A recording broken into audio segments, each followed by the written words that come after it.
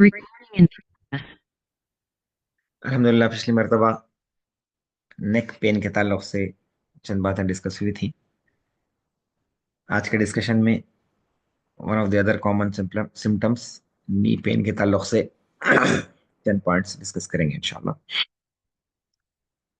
एक प्रिंसिपल है पेरेटोस प्रिंसिपल के नाम से, प्रिंसिपल ऑफ 80-20 कहा जाता है। कि नॉर्मली हम अपने अतराफ में देखें तो ये जो प्रिंसिपल है ये काफी अच्छी तरह से फिट होता है।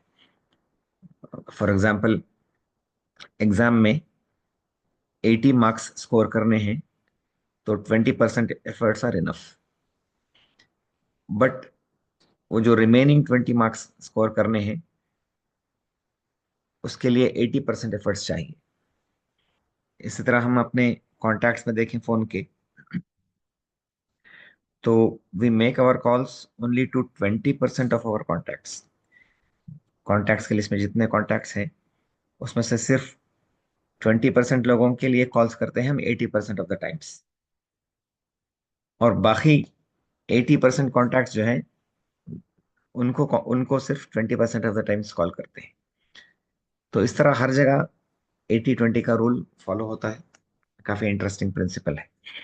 तो बिल्कुल इसी तरह बीमारियों में भी 80-20 का प्रिंसिपल तकरीबन अप्लाई हो जाएगा। मतलब क्या है कि नी जॉइंट है तो नी जॉइंट के पेन में 80% of the time it is one particular disease, और एटलीस्ट 20% ऑफ द डिजीजेस। बहुत कम डिजीजेस हैं जो वेरी कॉमनली आते हैं, और बाकी 20% of the times it is the other wide range of diseases that are possible. यानी पॉसिबल डिजीजेस तो बहुत सारे हैं, लेकिन 80% of the times the diagnosis is limited to very few diseases. दो तीन डिजीजेस हैं जिसे अ, हर मर्तबा, यानी 80% of the times those are the diseases that are diagnosed. तो उसमें एक सबसे कॉमन डिजीज है ऑस्टियो आर्थराइटिस के नाम से, अ, जो नी पेन का मोस्ट कॉमन कॉज है। तो जिस तरह सर्वाइकल स्पाइन में हमने स्ट्रक्चर देखा था, इसी तरह नी जॉइंट में भी थोड़ा सा कॉम्प्लिकेटेड जॉइंट है। तो तमाम स्ट्रक्चर्स जो नी जॉइंट में हैं उनको जरा थोड़ा समझ लेंगे तो बीमारियों को एसेस करने में ज्यादा आसान। Basically knee joint synovial joint है। साइनोवियल जॉइंट मतलब अ, अंदर एक साइनोवियम के नाम से लाइनिंग होती है, अंदर फ्लूइड होता है, और दो स्मूथ सरफेसेस एक दूसरे के कांटेक्ट में है। और इसे कॉम्पाउंड जॉइंट भी कहेंगे, इसलिए कि there are three bones involve here. एक तो थाई बोन है जो फीमर कहा जाता है, दूसरा लेग लेग का बोन है टिबिया, और तीसरा एक नी कैप है जिसे पटेला कहते हैं। ये तो फ्रंट व्यू हो गया जिसमें three bones they are articulating with each other, तीनों मिलकर जॉइंट बन रहा है। और जॉइंट के अंदर अगर देखें तो there are again multiple structures inside the joint. उसमें दो शॉक अब्जॉर्बर्स की तरह कार्टिलेजेस होते हैं, बिल्कुल रबर की तरह होते हैं, सेमी सर्कुलर शेप्ड, जिसे मेनिस्कस कहा जाता है। तो normally direct bone to bone contact है। दो बोन टू बोन कांटेक्ट के दरमियान में दो मेनिस्कस हैं शॉक अब्जॉर्प्शन के लिए, और अ, अंदर के मूवमेंट को स्मूथ करने के लिए। उसके अलावा मल्टीपल लिगामेंट्स हैं जो जॉइंट को सपोर्ट करते हैं। इसलिए कि ये जो जॉइंट है, दो बोन्स एक के ऊपर एक रख दिए गए हैं, पूरे बॉडी का वेट उस जॉइंट पर पड़ रहा है, तो जाहिर बात है हर तरफ से सपोर्ट चाहिए। तो राइट एंड लेफ्ट में दो लिगामेंट्स हैं, अंदर की तरफ भी बाहर की तरफ भी, जिसे कोलैटरल लिगामेंट्स कहा जाता है। उसके अलावा जॉइंट के अंदर इनसाइड द जॉइंट दो और लिगामेंट्स हैं, very very strong ligaments, the ACL and the PCL. ACL है एंटीरियर क्रूशिएट लिगामेंट। एंटीरियर कहते हैं आगे के हिस्से को, क्रूशिएट कहेंगे क्रॉस शेप। तो ये जो एसीएल और पीसीएल है, दोनों मिलाकर मल्टीप्लिकेशन का साइन बनता है, क्रॉस शेप बनता है। तो एंटीरियर आगे की तरफ है, पोस्टीरियर पीछे की तरफ है। तो ये दो लिगामेंट्स जॉइंट के अंदर होते हैं और जॉइंट को आउट ऑफ पोजीशन मूव होने से हिफाजत करते हैं। They protect the joint from abnormal mobility. तो चार जॉइंट्स, चार चार लिगामेंट्स और दो मेनिस्कस जॉइंट के अंदर है। जॉइंट का जब मूवमेंट होता है तो ये पूरे स्ट्रक्चर्स अगर हम देखें तो जॉइंट के अंदर मूवमेंट को स्मूथ करने के लिए कार्टिलेज होता है। इस इमेज में आपको दो चीजें नजर आ रही हैं, दो तीन चीजें। एक तो जो व्हाइट कलर का स्ट्रक्चर है, दोनों तरफ जॉइंट्स के जो लाइनिंग हुई है बोन को व्हाइट कलर के स्ट्रक्चर से, वो कार्टिलेज है। Cartilage basically is soft bone just like it is there in our ear. कान में जिस तरह का होता है उस तरह का स्मूथ कार्टिलेज होता है। अभी कार्टिलेज जब तक स्मूथ रहेगा मूवमेंट्स भी फ्री रहेंगे। एक तो ये स्ट्रक्चर हो गया। दूसरा, आपको एक लाइट वाटर कलर का लाइनिंग नजर आ रही है जो फीमर से टिबिया तक, यानी यहाँ पर नजर आ रही है लाइनिंग जो मैं ड्राइंग कर रहा हूँ वो पार्ट में। तो ये जो लाइनिंग है ये साइनोवियम कहलाएगी। Basically it's a thin layer which is again present to make the joint smooth. उसके अंदर एक फ्लूइड भी होता है। तो cartilage, the fluid and the synovial membrane, तीनों मिलकर जॉइंट के मूवमेंट को स्मूथ करते हैं। साइनोवियम निकाल दिया जाए तो ये कार्टिलेज है। अब ये जॉइंट इस तरह मूव हो रहा है। यहाँ पर नी कैप दिखाया नहीं गया है, सिर्फ फीमर और टिबिया और दोनों के दरमियान का मूवमेंट दिखाया जा रहा है। तो साइनोवियल फ्लूइड और साइनोवियल मेम्ब्रेन दोनों हेल्प करते हैं मूवमेंट्स के लिए। अब ये जो ऑस्टियोआर्थराइटिस बीमारी है ये जॉइंट के वेयर आउट की बीमारी है। जॉइंट घटना शुरू हो जाता है जिस तरह इस इमेज में दिखाया गया कि जो कार्टिलेज है वो डैमेज होना स्टार्ट हो गया है, that has started becoming worn out. जैसे जैसे कार्टिलेज वेयर आउट होगा direct bone to bone contact शुरू हो जाएगा एंड दैट बिकम्स पेनफुल। और वो चूंकि इरिटेशन हो रहा है अंदर तो उसकी वजह से अंदर थोड़ा बहुत स्वेलिंग भी आएगा, थोड़ा बहुत इन्फ्लेमेशन कहते हैं वो भी रहेगा। और basically pain and stiffness starts getting in. तो जब भी मूवमेंट हो रहा है it's the movement is now rough, उसकी वजह से पेन होता है, स्पेशली सीढ़ियाँ चढ़ने में और नीचे बैठने में और बहुत ज़्यादा वॉकिंग करने में। और पेन ज़्यादा होता रहेगा तो स्वेलिंग भी आएगा और अंदर इन्फ्लेमेशन भी होता रहेगा। So that process is basically called osteoarthritis. तो ऑस्टियोआर्थराइटिस बेसिकली एक एज रिलेटेड प्रॉब्लम है। यूजुअली पहले ज़माने में तो 60s के बाद में शुरू होता था, आजकल 40s के बाद में हो रहा है बिकॉज ऑफ लाइफस्टाइल चेंजेस। तो कार्टिलेज वेयर आउट होना शुरू हो रहा है, बोन एक दूसरे को टच होना शुरू हो रहा है, तो उसकी वजह से पेन और थोड़ा बहुत स्टिफनेस नी जॉइंट में आने लगता है। इसकी वजह से प्रॉब्लम, सबसे पहला प्रॉब्लम जो होता है वो नीचे बैठने में मुश्किल होती है। Every day we see many patients with knee pain who are not able to squat for salah। नमाज में अत्तहियात के पोजीशन में बैठने से लोग आजिज हो जाते हैं पेन की वजह से और स्टिफनेस की वजह से। इसी प्रॉब्लम की वजह से होता है 80% ऑफ द टाइम्स, बल्कि उससे भी ज्यादा, 80 to 90% ऑफ द टाइम्स। और ज्यादा चलने में अगेन पेन होना शुरू होता है। आगे जाकर थोड़ा सा डिफॉर्मिटीज भी नी जॉइंट में स्टार्ट हो जाते हैं कि नी जॉइंट अंदर की तरफ बेंड हो रहा है, पूरी तरह स्ट्रेट नहीं होता, पूरी तरह फोल्ड नहीं होता, स्टेप्स चढ़ने में मुश्किल है। ये प्रॉब्लम्स स्टार्ट हो जाते हैं। This is basically osteo arthritis. इसमें एक्सरे में अगर देखें तो ये जो एक्सरे है दिस इज नॉर्मल एक्सरे। तो दो बोन्स के बीच में आपको क्लियर गैप नजर आ रही है। ये जो गैप है बेसिकली एक्सरे में cartilage is not seen, cartilage नजर नहीं आता। तो गैप जब नजर आती है तो मतलब क्या है कि वहां का कार्टिलेज हेल्दी है। तो गैप, अगर गैप का मेंटेन होना कार्टिलेज के हेल्दी होने की निशानी। जैसे ही कार्टिलेज वेयर आउट होना स्टार्ट होता है, घटना शुरू हो जाता है, तो वो स्पेस खत्म हो जाती है।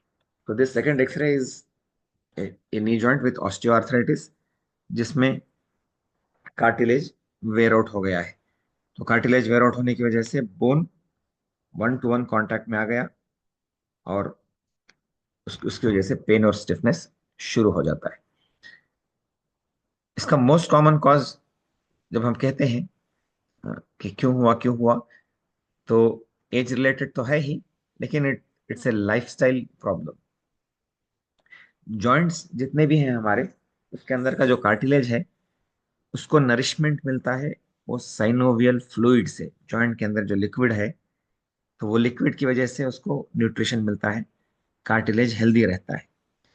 अब वो लिक्विड जो कार्टिलेज को नरिश करता है, जॉइंट के एक्शन के वक्त में कार्टिलेज सेल्स के अंदर पंप होता है।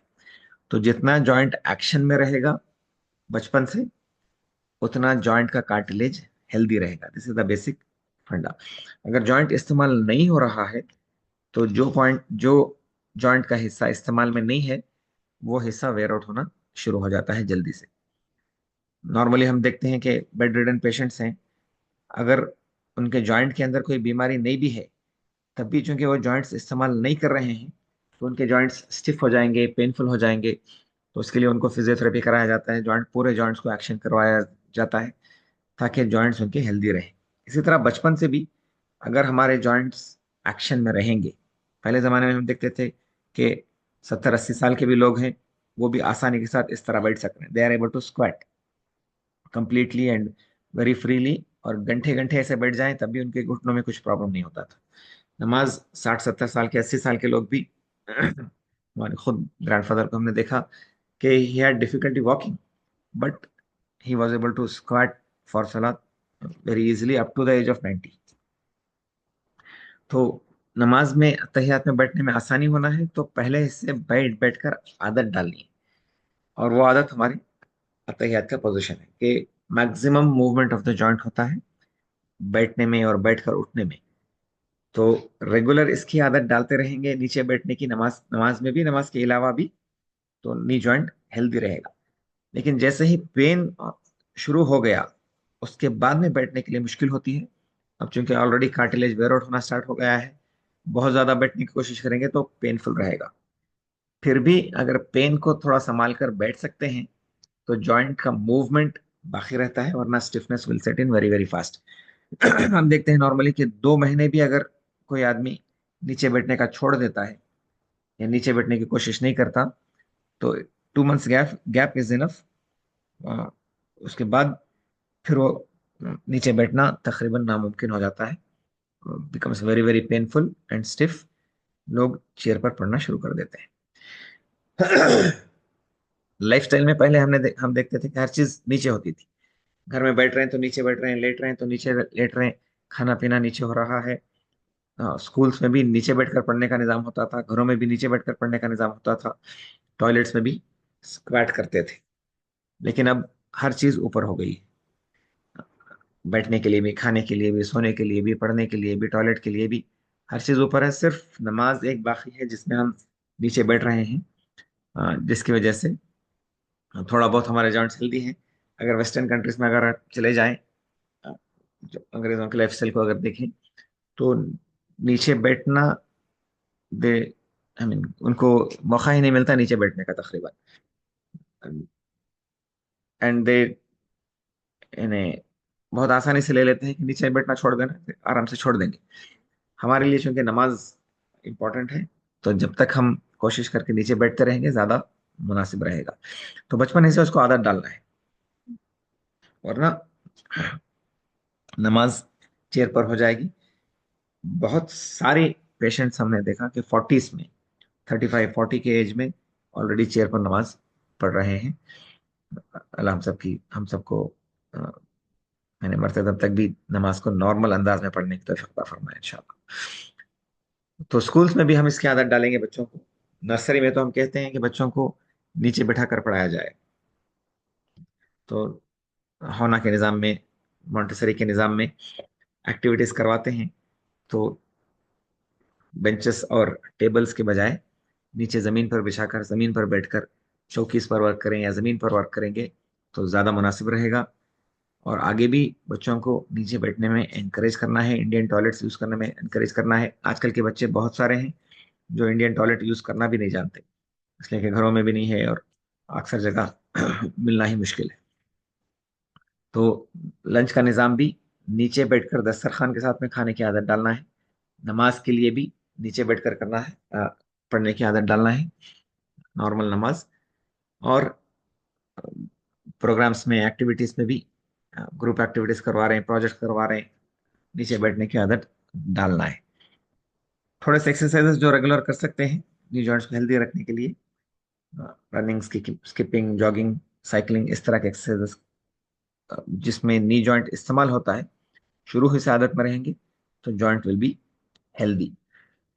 बास चीजें हैं इसके अलावा, इन्हें ऑस्टियो आर्थराइटिस के अलावा, when do you need to start worrying. Osteoarthritis तो बेसिकली, जैसा मैंने कहा, कि डिजेनरेटिव कंडीशन है, तो कोई सीरियस मसला नहीं है, पेन तो रहेगा but it's not A threatening issue, कोई उसकी वजह से मेजर मसला होने वाला नहीं है। पेन होता रहा, पेन एंड स्टिफनेस होता रहता है। ट्रीटमेंट में उसमें मेडिसिन लेंगे, मेडिसिन तो मिनिमम में रखेंगे। कार्टिलेज हील होने के लिए थोड़े बहुत मेडिसिन आते हैं, उसको भी इस्तेमाल कर सकते हैं। एक्सरसाइजेस करके मसल्स को स्ट्रेंथन कर सकते हैं। ऊपर से गर्म सेका देना, लोकल ऑइंटमेंट्स इस्तेमाल करना, वो सारी चीजें कर सकते हैं। जब एडवांस स्टेज हो जाए, बहुत ज्यादा तकलीफ हो जाए, तो नी जॉइंट के अंदर इंजेक्शंस देने का ऑप्शन होता है। और फाइनल स्टेज में जब बिल्कुल ही चलना फिरना मुश्किल हो गया है, उस वक्त में जॉइंट रिप्लेसमेंट किया जाता है। हमें जॉइंट रिप्लेसमेंट क्या है? बेसिकली फीमर को और टिबिया को, जहां भी कार्टिलेज था, उस हिस्से में एक मेटल का कैप मेटल का कैप बिठा बिठा दिया जाता है, जिसकी वजह से direct bone to bone contact के बजाय मेटल टू मेटल कांटेक्ट रहेगा, दरमियान में एक फाइबर का स्पेसर होता है। तो पेन रिलीफ रहेगा, डिफॉर्मिटी करेक्ट हो जाएगी। लेकिन एक ही मसला यह है कि नीचे नहीं बैठ पाएंगे, चलने फिरने में, सीढ़ी चढ़ने में आसानी रहेगी, हो सकता है। That is to be done beyond 50 years, इसलिए कि वो जॉइंट रिप्लेसमेंट के बाद उसकी लाइफ तकरीबन 15-20 ईयर्स की रहती है जॉइंट की।